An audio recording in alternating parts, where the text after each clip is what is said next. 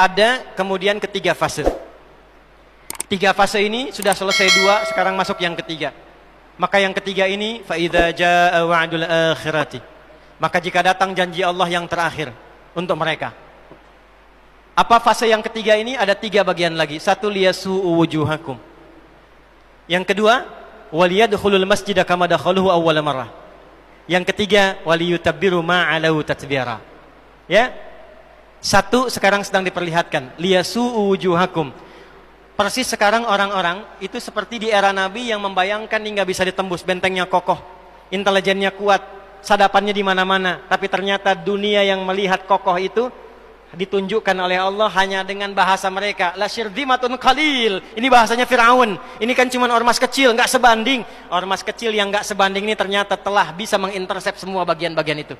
Dia bisa tembus bentengnya, dia masuk ke dalamnya. Liyasu'u wujuhakum. Tujuannya bukan untuk menunjukkan mereka mampu, bukan. Untuk menggugah dunia kalian kemana saja. Yang kalian anggap itu hebat, itu mampu, itu dahsyat, ternyata bisa ditembus, dipermalukan di wajah dunia. Satu, janji Allah tiba. Kedua, waliyadkhulul masjida kama dakhaluhu awwala marrah. Nanti ada fase kedua. Setelah ini terjadi, selesai fase kedua, masuklah ke wilayah Masjidil Aqsa. Kembali lagi milik kita itu. Dihitunglah fasenya 40 tahunan. 1987 fase pertama sekarang berjalan, ditambah 40 berapa?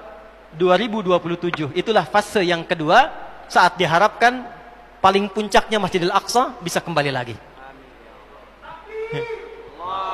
Nah, ini bukan main-main, ini bukan main-main. Hitungan fasenya. Antum lihat video viralnya Syekh Ahmad Yasin itu ketika menjelaskan itu. Saya tahu betul itu. Ya. Beliau hitung itu.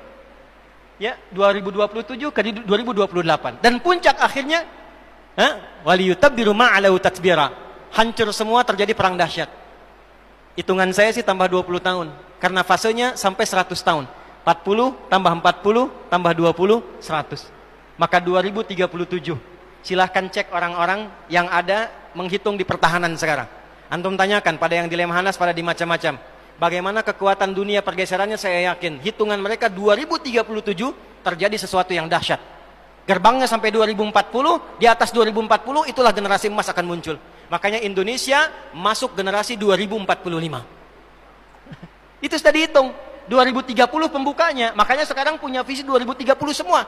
Saudi visi 2030, Rusia, Cina, Afrika Selatan, Brazil visinya 2030 dengan bikin bridge itu. Semua visinya ke sana. Dan yang paling dahsyat, hitungan itu secara spesifik isyaratnya sudah ada dalam Al-Qur'an. Dan ini bukan ilmu utak-atik, bukan viral TikTok. Ingat.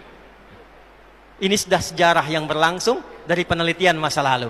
Maka wajar kalau sekarang mereka takut dikepung. Kenapa? Karena ketika Hamas datang dengan pasukannya darat, laut, udara, itu mempraktekkan surat Al-Hasyr yang sudah mereka pelajari bertahun-tahun. Datang lewat darat, lewat laut, lewat udara. Takut mereka semua. Maka dikontaklah kemudian kolega-koleganya. Datanglah kapal induk 2 dari Amerika. Satu lagi datang, Inggris datang, kemudian Kanada datang, Jerman siapkan pasukan. Kenapa? Karena trauma dengan pengepungan. Satu. Ya. Cuma satu itu saja. Ya, sekarang apa yang harus dilakukan? Ada 3 bagian. Satu, doa. Yang kedua yang bisa kita mampu, kemarin alhamdulillah kita kirimkan bantuan kemanusiaan. Semua kompak. Ya, perlu Palestina sekarang yang menderita untuk menyatukan Indonesia. Presiden, menteri, ulama, macam-macam kumpul kirim bantuan. Apakah untuk kompak dan damai itu perlu penderitaan Palestina untuk menyatukan kita? 2 sudah. Yang ketiga, fatwa MUI sekarang.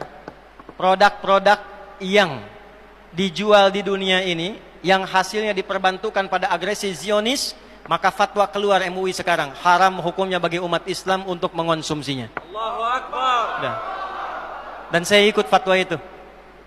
Bikin listnya, viralkan dari sekarang. List. Makanan-makanan, barang-barang, semua yang dijual dari sana jangan konsumsi lagi. Jangan beli lagi. Itu tekanan yang terbaik untuk melahirkan kedamaian saat ini. Kita tidak ingin ada rumah sakit, gereja, masjid dibom lagi, dihancurkan lagi. Caranya gampang, tekan semuanya sampai selesai. Ya, itu yang bisa kita lakukan. Karena itu, kalau ingin mengatakan kesimpulannya akar konflik di Palestina, maka kembali kepada hayalan para Zionis itu, hayalan mereka yang mereka menduga bahwa dengan menghadirkan kekuatan militer, kekuatan ekonomi menguasai dunia, dengan mengeksploitasi area Masjidil Aqsa untuk bisa mendatangkan kekuatan dan kedamaian yang terjadi